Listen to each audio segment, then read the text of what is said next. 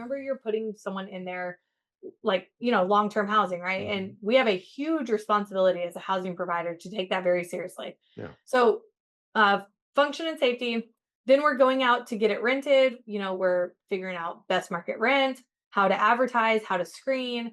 A bad resident can destroy your business and your mindset. It can beat you down faster than really anything that I've seen. So I am not wasting my time going out to a property for someone who isn't pre-approved. Right. Now, the way that we can get them to do an application before seeing it, because you will get some pushback on that, but the way that we can get them to do it is the Zillow application. If they don't like our unit, they can use that same, because they paid the fee, they can use it at hundreds of other buildings, right? Right. So it's a really easy sell. And so the little Easter egg there is we ask for a key, a picture of the key back in the lockbox. And only 50%, maybe even less than 50% actually send that picture. They put the key back, but they don't send the picture. And we pay attention to who sends a picture of the key back in the box. Why is that important? Because they can follow instructions. I thankfully had a roof over my head and food on the table, but outside of that, there really wasn't a lot of aspiration. So they were such an influence in what I didn't want. And again, I love them dearly, but I just knew that there is so much more to this life. So my influence, I think, was I can do better. Did you know there's a technology that's actually an app on your phone that uses sound waves to tell your brain what you want your brain to do? We had a young man that was on a guest on our podcast, the Mike Litton Experience, who had a traumatic brain injury. He was sleeping 3 hours a night. He's using NewCalm now and he's sleeping more. Go to newcalm.com, Mike15 promo code. Newcalm.com, promo code Mike15 for an extra 15% off. Go today. Welcome to the Mike Litton Experience podcast. Everyone has a story, and our passion is to help them tell it. Mike is passionate about being a father, a teacher, a realtor, an investor, and a leader. And now, introducing the host of the Mike Litton Experience, Mike Litton. Jessie Lang, thank you so much for being our guest on the Mike Litton Experience. I'm super excited for our time together. Like we talked about before we hit record, everybody has a story, and our passion is to help them tell it. So with your permission, we're going to start with where you were born, go up to today. And we want to talk about unlocked rentals and what amazing things you're doing to give back and help people to be successful in real estate investing. So thanks again for being here. Yeah, thank you. Thanks so much for having me. Excited to be here. So my story started in Austin, Texas. Were you born in Austin? Born and raised. Born and raised. Okay. So how old were you when you left Austin? 28. Oh, okay. Okay. Yeah. So truly raised. Went to University of Texas at Austin. There you go. You're a Longhorn. Yeah, Longhorn. Really tried and true. Bred Texan. And it was a great place to grow up. The city, as you probably know, has changed a lot since then. But yeah, I grew up I didn't set out to become a real estate investor. I didn't have any role models, family friends. I didn't know anyone who was an investor. I didn't know this was a career choice, right? I just kind of had this mindset that real estate investors were rich old men with a mustache and drive a fancy car. And I just didn't realize regular people could do this too, until I kind of fell into my first one. So I graduated from UT, and society, they tell us you have to get a job and have kids and get married and buy a house and, do all these things. But I did not do all of those things. But thankfully I did buy a little condo for $92,000, if you can believe it. And this was in 2012, 2013. And so I bought this condo with my life savings, and I was renting out some of the rooms. I just had an idea that, hey, I have this extra space and I have this mortgage I don't really want to pay all by myself. So let me rent out some rooms. And that branched over a couple years of having quite a few different Craigslist roommates, the good, the bad, and the ugly, I'm sure you can imagine. And then, like I said, a few years passed by. I'm saving up quite a bit of money. At this point, I'm really just paying the bills. I have a W-2 job, my big girl job out of college. What are you doing? Project management. On a small scale, I was working actually at like a flooring and design store, Yeah. which was super random, but turned out to have a lot of important like skills that I use today. Hmm. So it actually worked out. And a couple years passed by. My partner at the time was one of the roommates. We split up. I knew that emotionally, I really couldn't live in the house. It was kind of too sad. I knew that it would be crazy to sell the house.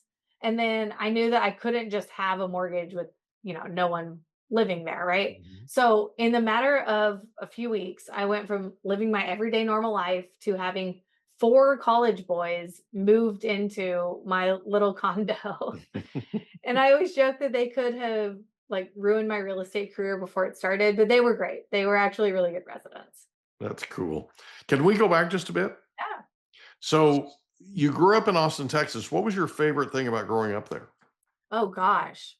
Ooh, I don't favorite thing. I just the outdoor activities. Yeah. We spent every single day, summer, I mean year round, honestly, because at the pools, at parks, playing sports, just yeah, super outdoor and athletic childhood.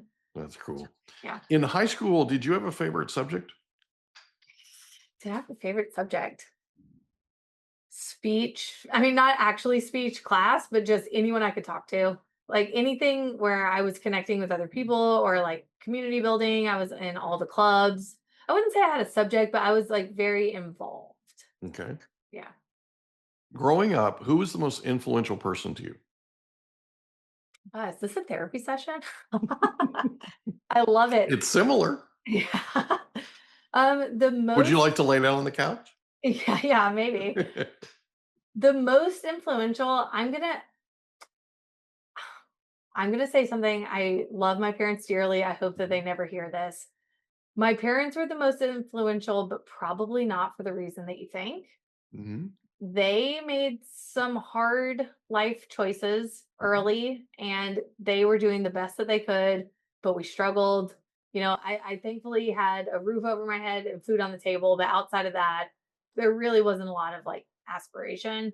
So they were such an influence in what I didn't want. And again, I love them dearly, but I just knew that there is so much more to this life. So my influence, I think, was like, I can do better. Like, I see this and I don't want this. Yeah. Yeah. Well, sometimes parents do that, right? Consciously and unconsciously. Yeah. Sometimes that happens where you don't get to choose who your parents are going to be. You don't get to choose where you're born or any of that kind of thing, or what sort of situation you're born into. The thing about it is, I think it's about how you look at it afterwards, right? How you know give them credit for the fact that be grateful for what they showed you that you don't want to be, type thing. Yes. Same thing, right? And so anyway, I think that's cool. I feel like it's important to be able to look back at how you were brought up and look at it in a way that's with gratefulness in your heart, and go forward, right? Yeah. Oh, Um, incredibly grateful. But at the same time, and then do a lot better, of lessons right? learned. Yeah, do better. So you make the decision at some point to attend UT. Why UT? Because it's the best school in the region and I didn't have to leave Austin and all my friends and all my friends went there. And why wouldn't I go to UT? It was like, Right. if you got in, everyone went. I got you. I got you. That's cool. Everybody I've talked to from UT has loved it. So fun. Absolutely loved it. I was in the And marching most of band. them are from Texas, Yeah. right? And when you're from Texas and you grew up in Texas, UT's the place to go. So let's be honest, right? It's the place to go. Now, they're not my favorite team in terms of football. Okay. I'm an Oklahoma Sooners fan. Oh, boo. And so every year, right around my birthday, there's this thing called the Red River Shootout that they now call the rivalry or some crazy thing. Red River It's rivalry. always been the shootout, right? In my mind, when I was a kid, it was it wasn't politically correct, so whatever, right? So yeah, so we're a little opposed that way, but I still think you're amazing. Oh, So well, thank you. Yeah, right back at you. right. So what was your major in college? I studied Bachelor of Business Administration. Awesome. And Awesome. if you ask why, the answer is because they wanted me to make a decision and I couldn't make a decision. I Yeah. didn't know what I wanted to do. And I'm like, okay, well, which of these options applies to the most things? And I was Mhm. like, let's do business. Yeah. And it's a hard school to get into. So I got in and I took it mostly seriously. I Yeah. had some fun too. But Well, you kind of had to, right? I mean, it's a really good school. You've got yeah, to apply yourself. You got to get after it when you're there. So you leave, you graduate from Austin, you get a job in project management, you buy your first condo, which I yep, think is a great story. You rent it out to four college four boys. college boys, Oh right? yeah. And what happens after that? So I was, I mean, I just knew that I had to figure this out really quick. So I kind of put everything together in a matter of like 2 weeks. It was, I have this problem.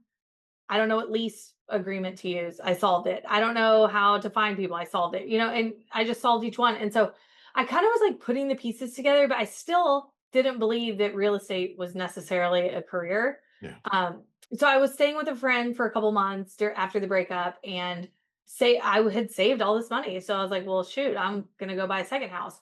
So I went out and I bought another house with the first one was FHA. This one's conventional 5% down, right around the corner. Buy another one. I get some roommates there because I knew it had worked once. And same thing. And at this point, both mortgages are covered. I still have my W-2. I'm making good amount of money for early 20s. Mhm. And then a year passes, I do it again. I move into a third house, have roommates there, two long-term rentals. And this brings me to like 2016. Mhm. So 2016 comes around and I just think I have it all figured out.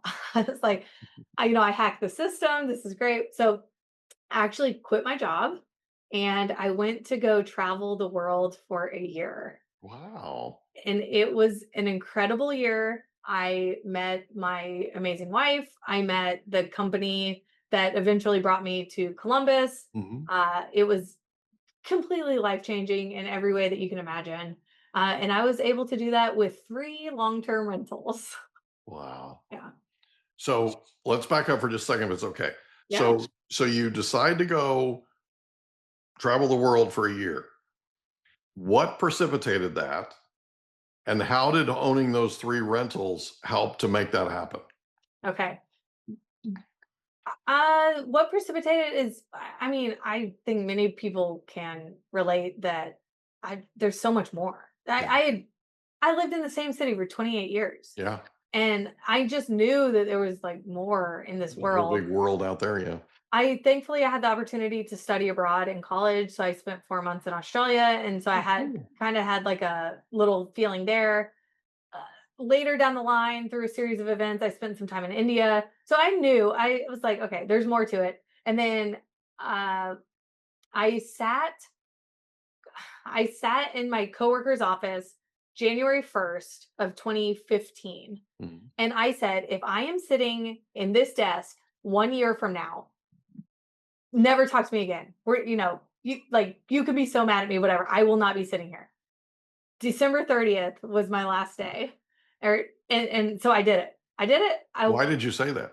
Because I couldn't just sit in that desk. I could not just sit in that office. You And felt stuck. I felt stuck. Yeah. I'm like, I figured out so much of this, but I just know that there's more. Mhm. And so, slightly naive in a good way, I just left it all behind and I just made it happen. I went to go travel. It's kind of healthy though. Let's be honest, kind of Yeah. healthy. Oh, everyone should do it. 100%. Absolutely. Totally agree. So you have 3 rentals. How did those 3 rentals help with this? So thankfully, these 3 I had, they were all owner occupant financing. And Mhm. so I had pretty preferred terms. Austin real estate taxes today are crazy, but Mhm. they still were somewhat reasonable back in 2016. So, the mortgages all paid for themselves. I was cash flowing like between the 3, $1,500 a month. I mean, Mhm. nothing crazy, but the thing is I had saved because Mhm. these previous 3 years I had pretty much no bills Right. plus a W-2. So I was saving, saving, saving. That's how I was able to do it. You also had tax advantages from owning rental real estate. Can you talk about that for a second and how that helped to contribute to this? Yeah, I wish that I mean, I know it now, but at that time I don't even think I factored in Yeah. the savings, but yes, I was able to write off, my insurance and my property taxes and any expenses that we had, and I was able to write all this off, but I don't think it actually made a huge difference because I didn't work the year that I was traveling, so Right. my taxes they were bad anyways. Well, you had some depreciation, right? Yep, That you could use. yep, So you had some things that owning rental. So one of the things we talk about here, because I've been in the business for 33 years, is there are two main incentivized, mostly incentivized activities that you can do in the United States that are incentivized by the tax code. Number one is owning a corporation and employing people. Why? Because the government wants to incentivize you to go out and create businesses. They want to incentivize you to create jobs, right? The second most incentivized is owning rental real estate and renting it out. Why? Because those people that you just gave jobs to need somewhere to live. yeah, Okay. It's pretty simple. Three-quarters of the station's net worth is real estate. You got to take care of the real estate, right? And so the thing that I want people to understand is there are advantages, there are incentives in the tax code to owning rental real estate. And I want people to understand that that's something that can help, especially when you're making, $1,500 a month cash flow and you save money up and you take a year off and go around around the world, right? So that's the thing that I wanted to point out. Is that what you found as you were going through all this? yes, and again, I mean, it really wasn't. We'll get to this point in the story, but it really wasn't for another couple years that I even considered myself a real estate investor. So I was just like a random person that owned some houses. Right. And I wish that someone, again, role model wise, I wish someone Mhm. had taught me all these advantages, but I didn't really even know it at the time. So I think it did benefit me, but it wasn't strategic. Yeah. Yeah, Kind of fell into it a little bit, but that's cool. totally. I mean, hey, however you get there, right? Yeah, no, it worked So, out. so where did you go around the world? So I went on a program called Remote Year, and the idea is everyone has remote jobs. I did not have a job, but they didn't know that. So we all have remote jobs, and there was a group of 75 of us, which is crazy. And we all together lived in 4 countries in South America, 4 months in Europe, and 4 months in Asia. So like, Oh, that's yeah, truly cool. was around the world. That's cool. So you mentioned that you met your wife. Mhm. Tell us that story. And then also you mentioned that you landed your current or your job in Columbus, Ohio. Tell us how that happened too. Because all this Yeah. happened on the trip, right?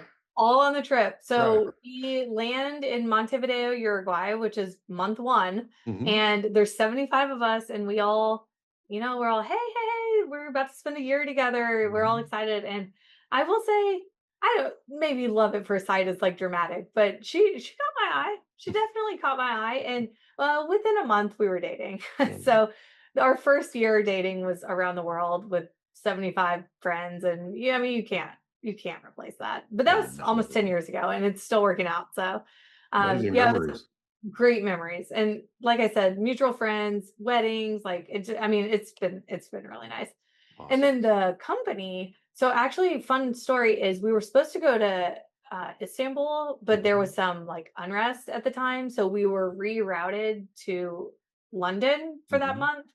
And I came across a Scottish brewery called Brewdog that they had bars all over London. And I had worked in the service industry like I don't know, 10 years through college and some after as well. And so I was really into like craft beer and I fell in love with this brand. And it turns out that they were opening up a headquarters in the United States and it happened to be in Columbus, Ohio. Wow. And so I applied and the timing worked out. Like Mhm. our program ended. The job started 3 days later. And I Wow. flew home and grabbed my car and my dog and like drove from Texas to Ohio. And then I started working there. And that was 8 years ago. That's wild. That's wild. And you're still with them? No, no, no. That I made it a year and a half. And I've been Okay. full-time real estate since then. I got you. So you join that company, you're there a year and a half, and at some point you make the decision to not work there anymore. Talk about that. Talk about what happened in that year and a half that precipitated that. Yeah. So I finally, and I'm telling you, this is 6 years or so after kind of buying my first property, I'm Mhm. finally starting to wake up to real estate could be a career choice. And so I moved to Ohio. when we moved here, I didn't even come visit.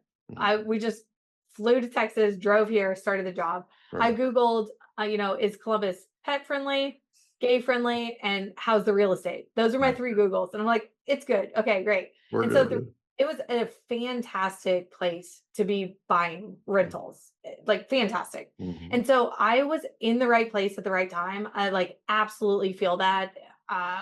Was here for a gold rush, to Mhm. just be honest.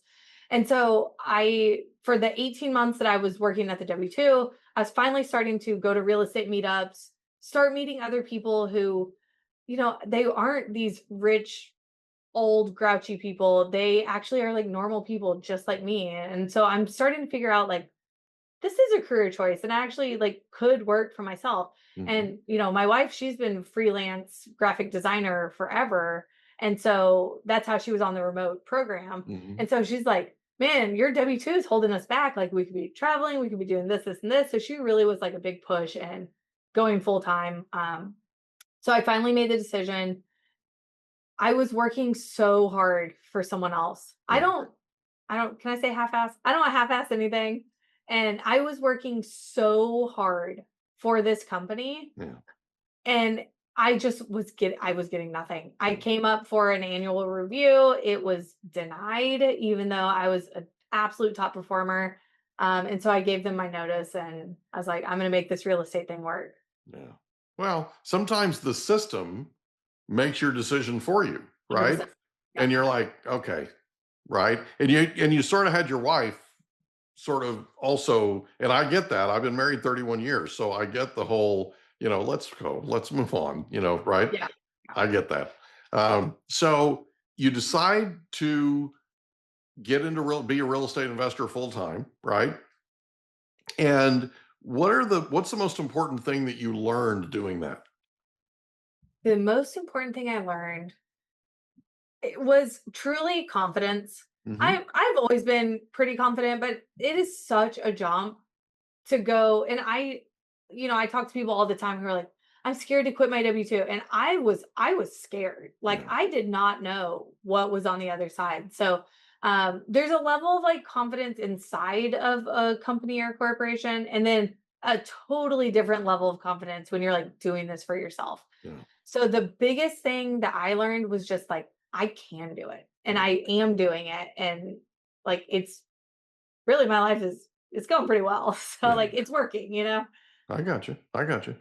So we're going to take a break. When we come back, we're going to talk about specifically your company and what you're doing to help investors take their game to a whole nother level. We'll be right back. Did you know there's an app that has no side effects that allows you to use sound waves to tell your brain what you want it to do? It's called newcalm.com and it's amazing. It literally uses sound waves. If you want to tell your brain to go to sleep, if you want to tell your brain to recover, if you want to tell your brain to put you in peak physical state, if you want to tell your brain to focus, if you want to tell your brain to take a power nap, you can do all of these things and more with newcalm.com. Go to newcalm.com today, promo code Mike15. Newcalm.com, promo code Mike15 for an extra 15% off. Go there today. And we're back with Jessie Lang. We're talking about how you made the transition from being W2 to becoming a full-time real estate investor, and how kind of it was a little scary, the idea of making that jump, making that leap. It can really be intimidating. What you found though was it helped you to take everything you were doing to a whole nother level. And now you're helping people to take their portfolio, to take their real estate investing to a whole nother level. Talk about that for a second. Yeah, yeah, absolutely. So I have a mastermind program that is super, I mean, it's a small, tight-knit community, and people come in with 1, 2, 10, 0 rentals, and we've helped people scale up very impressive businesses. And it has been just such a passion. I will say, like any course creators out there, we're not rolling in the dough by any means, but I love it. I show up 3 times a week to help the community, and it is such a passion of mine. So talk for a second, just because we're literally in 64 countries worldwide, and we've been listened to just right today, just under 3.5 million times. Rats. Thank you. And we're in your episode 348, by the way. And we're not 2 years old yet. Figure that out. So impressive. So tell us, for somebody who's listening, and chances are a lot of the people that are listening don't own real estate. They're not real estate investors. They might own a house, they might not. Talk to somebody who has zero real estate. Okay. And talk to them about how you all are helping them with your mastermind to get up and running. Yeah. So the method that we teach is the BRRRR method. It is was coined back by Bigger Pockets and So buy. Oh yeah, no, I'm gonna go over it. Okay. Like 10 or so years ago. So I did not invent it, but I have perfected it. I've gotten really good. There you So go. the idea is that it's buy, renovate, rent, refinance, repeat. Yeah. Now you need to buy under market value. So we're buying typically distressed assets that need cosmetic, mechanical, maybe structural, but you can decide what level you're comfortable at. So there needs to be some level of distress though. So you're buying distress, you're renovating it up to market standard. So you're running comparable sales, you're looking at what it will be worth after it's fixed up, and you're focusing on function and safety, because remember, you're putting someone in there like, long-term housing, right? And we have a huge responsibility as a housing provider to take that very seriously. Yeah. So function and safety. Then we're going out to get it rented. We're figuring out best market rent, how to advertise, how to screen. A bad resident can destroy your business and your mindset. It can beat you down faster than really anything that I've seen.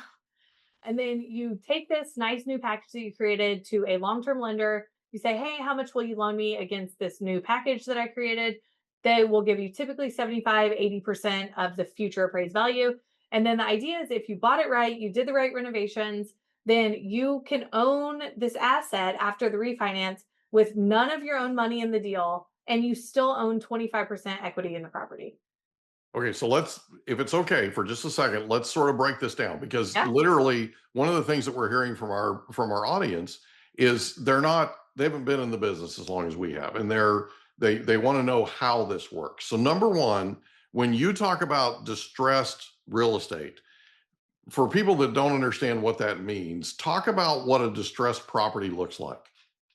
Okay, so it can be, typically you get both, but the property itself is distressed. So, like fire damage, just run down, tenant did trash the place, Deferred maintenance. yeah, lots of deferred maintenance. So that's the property itself is distressed. There's also distressed situations. Yeah. So bankruptcy, foreclosure, divorce.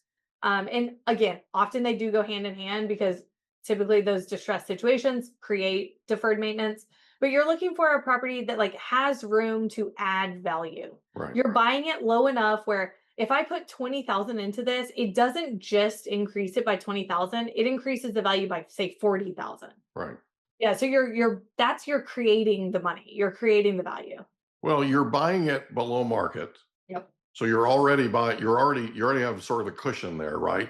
And then you're turning around and you're adding value to it, making it something that you can turn around and rent back out. Now, you might have a furnace that doesn't work properly. Maybe you need to replace that. You may have electrical that's not quite right. You may have to replace that. I mean, you have some things that you're going to have to figure out along, as you go. Obviously, you figure that out before you buy it. Yes. But you buy it for a good price, and then you turn around and put the money in so that now it's something you can rent out to somebody. Then you go out and find a tenant.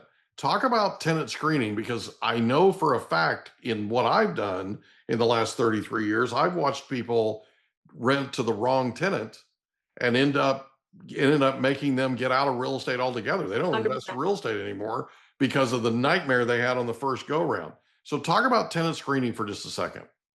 Well, that's what I joke about my 4 college boys, that they could have stopped my career before it ever started, but Could have derailed it. Yeah. I did no screening. I did none. I was like, sure, here's the keys, move on in. It was so bad. But now we do far more. So don't forget to pay the rent. Yeah. We're big on Zillow applications. And the reason I like Zillow so much is because we actually don't do showings without a pre-approved application. So I am not wasting my time going out to a property for someone who isn't pre-approved. Right. Now, the way that we can get them to do an application before seeing it, because you will get some pushback on that, but the way that we can get them to do it is the Zillow application. If they don't like our unit, they can use that same, because they paid the fee, they can use it at hundreds of other buildings, right? Right. So it's a really easy sell. We're like, hey, just do the application. If you don't like ours, then you can find somewhere else, or see what else we have, Right. So we save a ton of time. We actually also we do the whole screening process. So I don't necessarily do it. I have a full-time employee that works for me. We have 70 rentals, and I couldn't do it by myself by any means. And so she is calling references. She's calling past housing providers. We're looking at social media. We're really doing a deep dive. We're having phone calls. We have a couple like kind of Easter eggs throughout the process. It's like, we're going to ask you to do this little thing, and then we're going to pay attention if you do it. And so we just track all that stuff. Can you give us an example? Yeah. So we actually do self showings, meaning we don't meet anyone out at the property. Most of my business is female led. I'm not putting anyone in any sort of safety. We do lock boxes, and if they can go in on their own time, they tell us when they'll be there. And then they go in, see if they like it, and they let us know. We don't meet anyone at a property. And so the little Easter egg there is we ask for a picture of the key back in the lockbox. And only 50%, maybe even less than 50% actually send that picture. They put the key back, but they don't send the picture. And we pay attention to who sends a picture of the key back in the box. Why is that important? Because they can follow instructions. They pay attention to details. They care about the process. They're invested. But I want our audience to understand why that's important, right? Because it comes down to the little things. And it's oftentimes, if they're conscientious enough to follow instructions to do that, they're going to typically take better care of the property. And they're going to be easier to deal with, that kind of thing. Yep.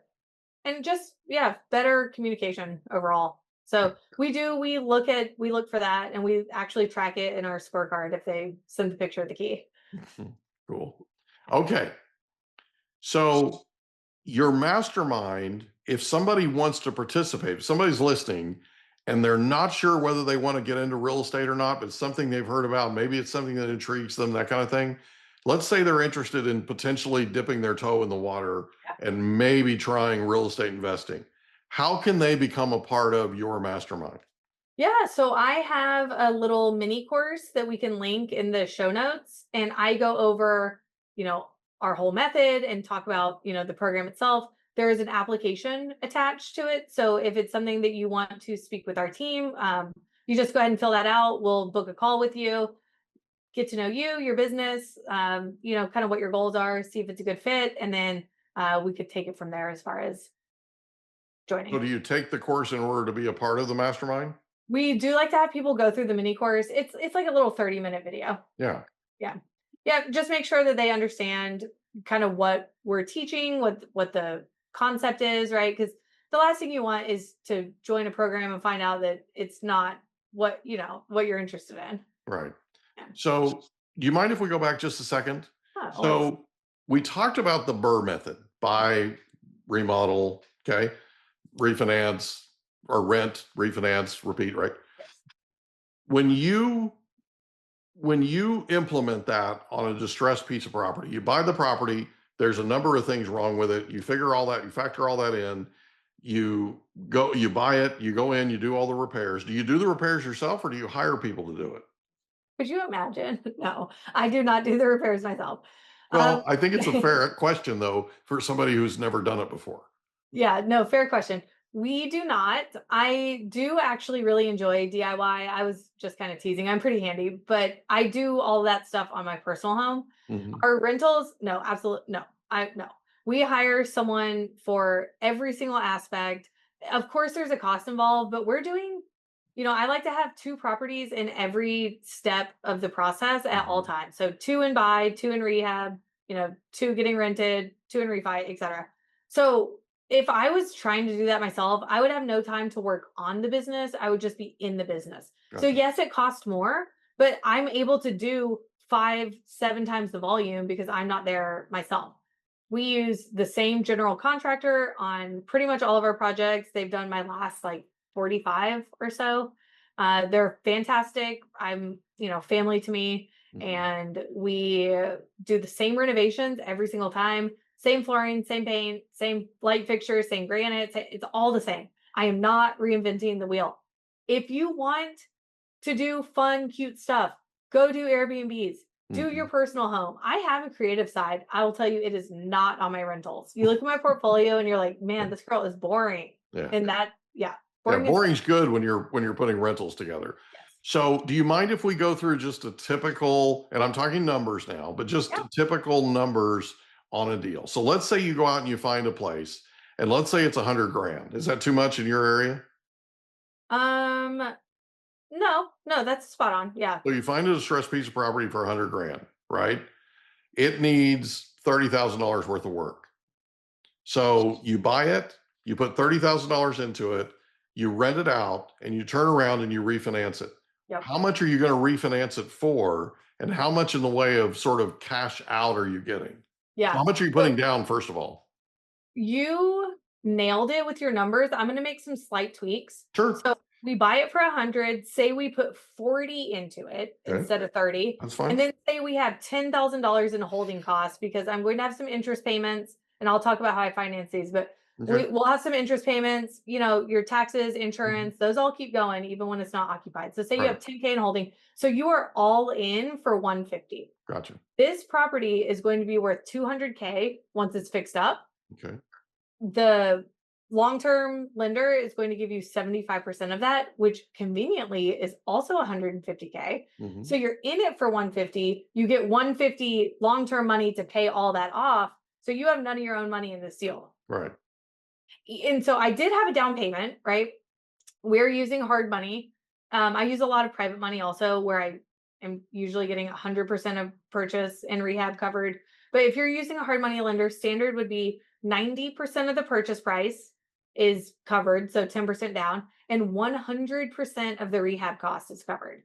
So we're saying on a deal like that, about 150 all in, we say like 12 to 15%, so under 20K out of pocket. So And then so you're basically at 20,000 because you got 10,000 holding costs, you've got 10,000 down. right. So you're at 20 grand, right? Yep. When you go back and refinance that property, you're getting all of that 20,000 back. Correct. So now you have a $150,000 note on that property. You have a renter in there. The renter's paying the note. How are you doing in terms of, and this is just typical, so it's not, I'm not holding you to this, but in a typical deal like we just mapped out, how are you doing in terms of cash flow? So, the good old days before rates increased, we were underwriting at 300 a door, Yeah. and that's after we account for vacancies, maintenance, and I mean, I count for those too because our CapEx, we're doing everything Right. during the renovation. So I actually don't pull out for CapEx because that's handled. But maintenance and vacancies, we pull out. So after that, we're underwriting at 300. Man, I'd be happy with 300 a door today. Mhm. So we're under around 150. I'll buy it if it's 150. We're in an appreciating market. My portfolio is going up hundreds of thousands of dollars a year in value. I'm not in it for the cash flow. If you are, oh, I don't, it's gonna be tight. It's gonna be tight. I'll say that the cash flow is the icing on the cake. It Yeah. is, I'm not retiring on it. I'm not living on it. It's all going back into the business. I pay my employees, all that. So, It's hard at 150 a month per door, right? yeah, I mean, you've got quite a few doors, but somebody who's getting started, they have zero, right? And so they're looking at it and going, okay, how do we do this? Well, the honest answer is you probably keep your current W-2 job. yes, You go out and start accumulating these, right? And if you can get to a place to where you can start a pipeline like you're doing, where you've got two in each stage, I mean, that's something to work up to, obviously. But if you got two in each stage and you're at, let's say, 8 in that pipeline, right? You're at 150,000. I don't know what 150,000 times 8 is. what is that, $1,200? Yeah, $1,200. So every 8, you're at $1,200 positive cash flow a month. You said 150 times 8, 1,200. You nailed Yeah. it. Well, it's, it's not good. Right. Somebody called me the other day, said, we want to pick your brain. I said, it won't take long. It's slim pickings, Yeah, right? you can have it. I have 3 brain cells left and you're welcome to them, right? So, but the long and the short of it is, if you look at this in terms of pipeline and look at this in terms of sort of building a legacy, if you will, right? You can get to that number. Let's say you make $10,000 a month, or let's say you make $12,000 a month, right? Now, all of a sudden you're 10 of those, you're 80 units away from that $12,000 a month replacing you, and now you're free. Does that make sense? The Yeah. other thing to think about is, we're not going to be at these interest rates forever. Okay. At some point, you're going to have an opportunity to refinance these things. And when you refinance them, you potentially could get to $300 a door, $400 a door. You with me? Yeah. Rent goes up over time. So and rent continues to as well, right? So it's one of those things where, and on top of it, you have tax advantages too, that a lot of people don't see. I mean, that's not the part of this business that people get excited about until you've lived it. Okay. I had a guy walk into my I'm in the Keller Williams office for 18 years out here. And I had a guy walk into my Keller Williams office one time. He's 70 years old, paying cash for a duplex, $800,000, just wrote a check. And he had his wife go out to his car, to the rental car. He's from Florida and he's in California at the time, San Diego. And he goes out and gets his tax return from the previous year, has her bring it in. And then he shows me his Schedule E, right? And he goes, look, I made all this money. I made $700,000 and I paid 0 in taxes. That's awesome. Right? And he goes, and when you grow up, I want you to be just like me. He's 70 years old. Okay. And at the time I'm 40, I think, or something. But the thing is, when you sit with somebody like that and you listen to how they got there and you listen to what it is that they're doing, right? And you see the effects that tax incentives can help you with, right? As you go forward, all of a sudden the light goes on. And it's not the most attractive thing necessarily to talk about, but it is when you've seen people live it. Yeah. Right. And there's advanced strategies. You can, sell a property and roll those proceeds into another, like 1031 exchange. There's so much. But one thing I want to call out, that I had an aha moment early in my coaching career when I was looking at a deal analysis with a student, and we talked about the buy, the renovate, the rent, and it's like, you have to finance it twice and you have to do all this. And he sat here and he said, Jessie, why would I do all that for $200 a month? Yeah. And it occurred to me, I haven't been making it clear in our example with 200K, you also created $50,000 in equity. Yes. $50,000. That is your money. It is tied up in a house, yes, but that is money that you created. And so he was like, oh, I didn't think of it that way. It's like, you earned $50K by doing this every time you do it. So can you find me an investment where you have $0 out of pocket when it's all said and done? You're making $200 a month in positive cash flow, and you have $50,000 in equity. No, this is it. This is right. So sit down for a second and look at the 20 grand that you invested. Okay. And I'm just throwing this out there, but sit down for a second, just for fun, and put the 20,000 into the deal. You now are, let's do this. How much time does it take from the beginning to the end? How much time does it take to get to where you finish the refinance and you now have a rental with 50,000 in equity, right? How long does that typically take? 4 to 6 months. Okay. So 6 months in, go back and figure out what your return on investment is. Okay. 0. So $20,000 you're using for 6 months. Okay. You get all of it back. You have 0 in and you made 50 grand and you're making $2,000 or $200 a month. Look at that return on investment.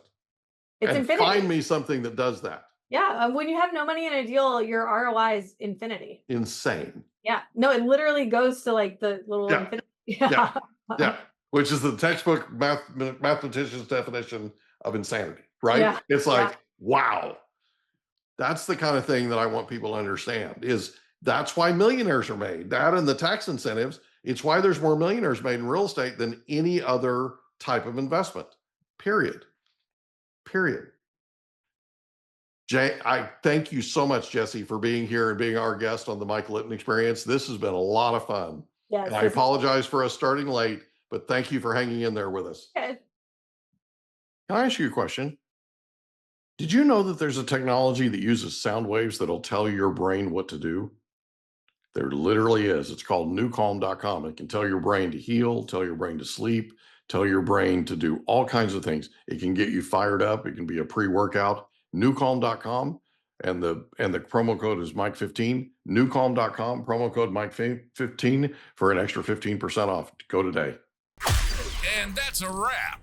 Another episode of the Mike Litton Experience in the books. Reach out to Mike on Instagram at the Mike Litton Experience.